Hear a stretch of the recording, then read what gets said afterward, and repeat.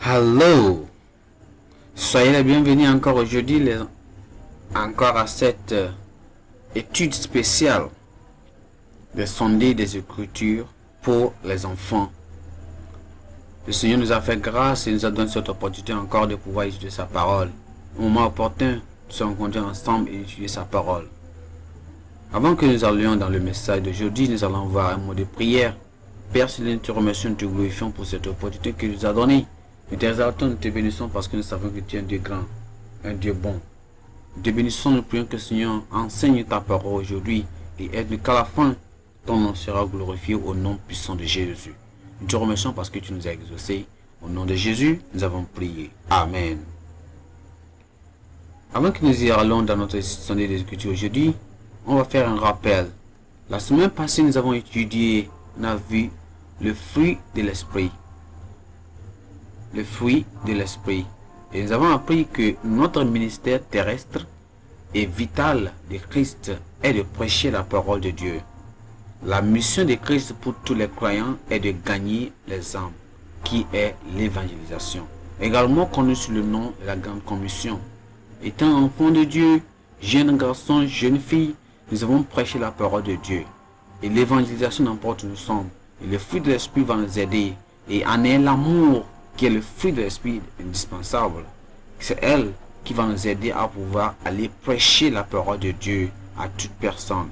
Non pas comme nos amis et nos frères, mais avec l'amour qui est agapé. L'amour qui vient du ciel. L'amour spirituel. L'amour divin.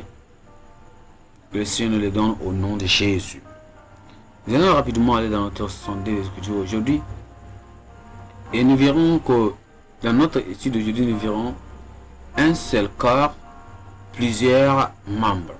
Un seul corps, plusieurs membres. Un seul corps, plusieurs membres. Et nous considérons notre verset à mémoriser dans le livre de Corinthiens, 1 Corinthiens chapitre 12 et verset 14. 1 Corinthiens chapitre 12, verset 14. 1 Corinthiens chapitre 12, le verset 14, la Bible dit car le corps n'est pas un, car le corps n'a pas un membre, mais plusieurs. Allons dans notre test de lecture. Livre de lecture, 1 Corinthiens chapitre 12. 1 Corinthiens chapitre 12, nous lisons à partir du verset 12 à 31. 1 Corinthiens chapitre 12. Alors du verset 12 au verset 31. Lisons la parole de Dieu, la Bible dit ceci. Car comme le corps est un et a plusieurs membres, et comme tous les membres du corps, malgré leurs membres, ne forment qu'un seul corps, ainsi en est-il de Christ. Nous avons tous en effet été baptisés dans un seul esprit pour former un seul corps, soit juif, soit grec, soit esclave, soit libre, et nous avons tous été abreuvés d'un seul esprit. Ainsi le corps n'est pas un seul membre, mais il est formé de plusieurs membres. Si le pied disait, parce que je ne suis pas une main, et je ne suis pas du corps, ne serait-il pas du corps pour cela? Et si l'oreille disait, parce que je ne suis pas un œil, et je ne suis pas du corps, ne serait-il pas du corps pour cela? Et si le corps était œil, où sera lui?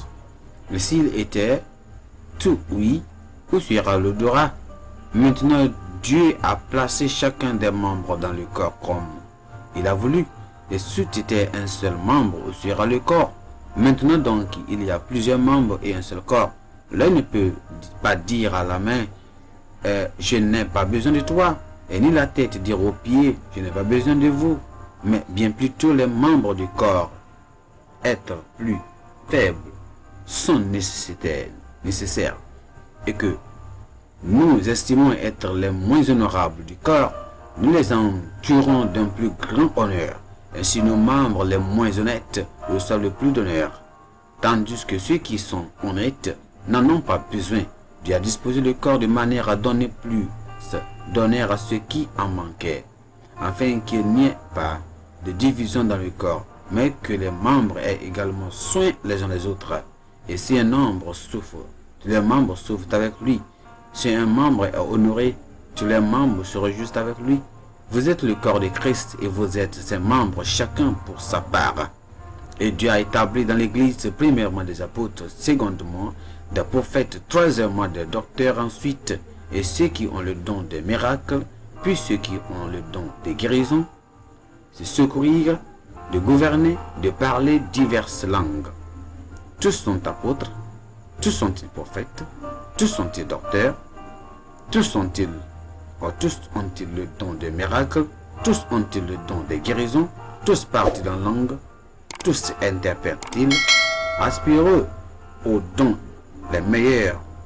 Et je vais encore vous montrer une voie par excellence. Que le Seigneur bénisse cette lecture. Notre verset clé, c'est le verset 12 de Corinthiens, qui dit ceci là. Il dit que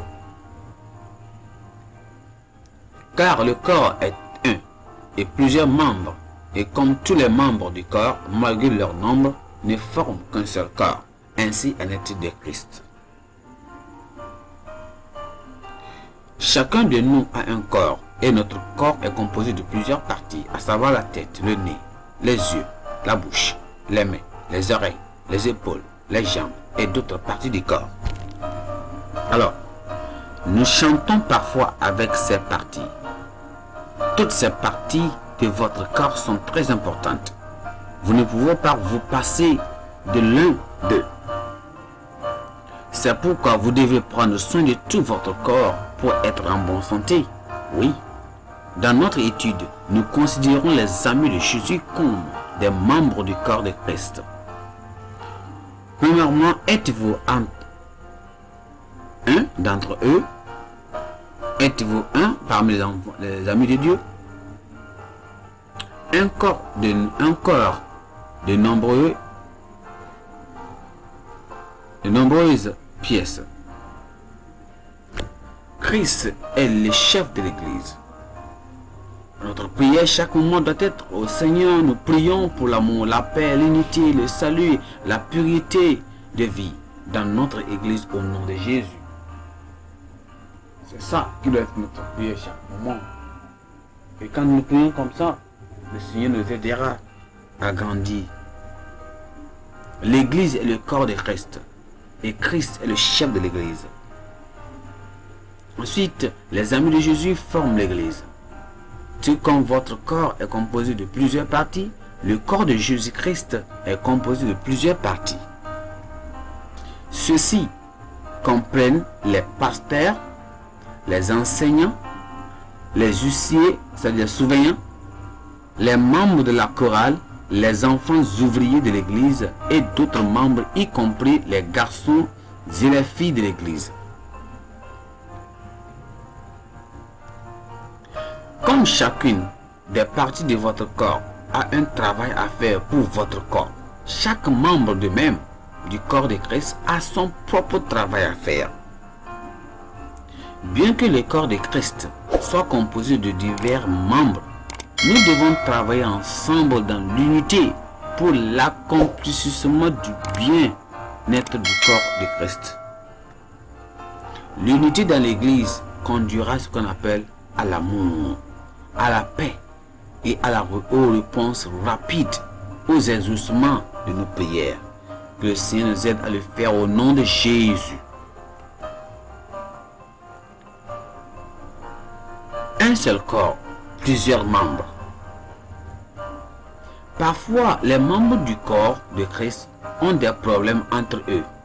Par exemple, quels sont ces problèmes que ces membres du corps en ont? Premièrement, la jalousie et envie. Ceux-ci insisteront à un enfant à ne pas aimer les autres et peuvent disperser la camaraderie. Il peut aussi avoir amené ce qu'on appelle le combat, les combats et même les querelles.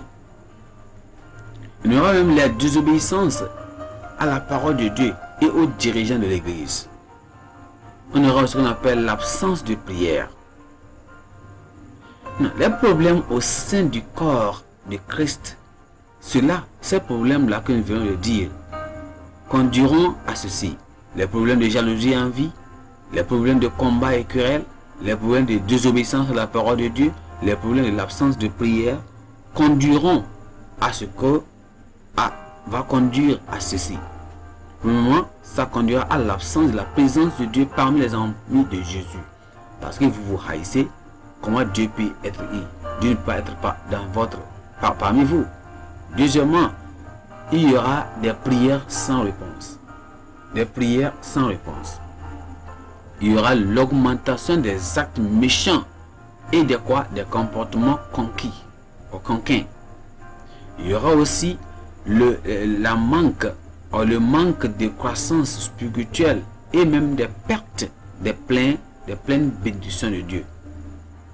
Et ces pleines croissances de Dieu, ça veut dire que tous ces obstacles doivent être éliminés en fin de jeu d'une véritable communion entre les membres du corps de Christ. Par conséquent, les enfants méchants doivent être désolés pour leurs mauvaises manières, demander le pardon et la purification de leurs péchés avec le sang de Jésus. Ça, c'est ce qu'on appelle la repentance, pour qu'ils puissent réjouir encore de la présence de Dieu. Alors, en faisant ceci, maintenant, la personne est en train de se préparer pour la venue de Christ, l'enlèvement. En tant que membre de l'Église, il est important de se préparer pour la venue de notre Seigneur Jésus-Christ en menant une vie sainte et en faisant ce qui suit. Premièrement, lire et obéir la parole de Dieu tous les jours. Deuxièmement, prier pour être comme Jésus en vivant ou en menant une vie sans péché. Troisièmement, promouvoir la paix et ne pas causer de troubles parmi les membres de l'Église. Promouvoir la paix et ne pas causer de troubles parmi les membres de l'Église. Alors, si vous n'êtes pas vraiment sûr de votre salut, vous pouvez maintenant inviter Jésus à être votre ami maintenant. Si vous avez fait cela, demandez à Dieu sa grâce pour vous aider à continuer à mener une vie propre et clean, à le suivre. Certaines questions que je vais vous poser, allez me répondre. Question numéro 1. A. L'église est... Quelle est la réponse? L'église est quoi? Est le corps de Christ. Est le corps de Christ. Deuxième question. Question A. Thierry est le chef de l'église. Dash ou bien ... est le chef de l'église. Christ est le chef de l'église. Question numéro 2.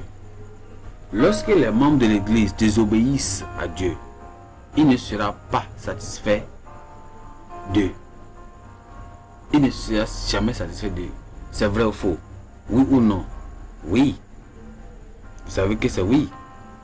Donc, ici, il ne rend pas quelque chose. C'est non. Mentionner quelques problèmes causés par les garçons et les filles désobéissants dans l'église. Ils n'obéissent pas aux leaders. Ils ne prient pas. Ils ne lisent pas la parole de Dieu. La désobéissance. Les murmures. Ils se luttent. Comment ces problèmes peuvent-ils être résolus? En se repentant. En se repentant. Mentionnez les bénédictions qui attendent les enfants obéissants. Ils seront bénis. Dieu va écouter leurs prières. Ils vont grandir dans tout ce qu'ils font. Et la puissance et la main de Dieu sera sur eux dans tout ce qu'ils feront au nom de Jésus. Notre leçon d'aujourd'hui est pensée et activité aujourd'hui. La leçon d'aujourd'hui c'est quoi? On apprend aujourd'hui que les amis de Jésus doivent travailler dans l'unité en faisant les mêmes bonnes choses ensemble. On apprend que on doit travailler ensemble dans l'unité et faire tout cela dans la compréhension. Notre pensée du jour dit: j'obéirai à Dieu et à mes professeurs dans l'église. à mes directeurs, à mes chefs, à mes pasteurs, à mes leaders dans l'église. J'obéirai à Dieu et à mes enseignants ou bien à mes pasteurs, à mes leaders dans l'église. Que le Seigneur t'aide en le faisant au nom de Jésus. Un travail, c'est que je vous donne à faire quoi? À faire une séance de prière. À prier pour que le Seigneur te réanime et te donne la force de faire tout ce que le Seigneur veut que tu fasses au nom de Jésus. Que le Seigneur vraiment vous aide à continuer à garder ce qu'il veut que nous fassions à la fin au nom de Jésus.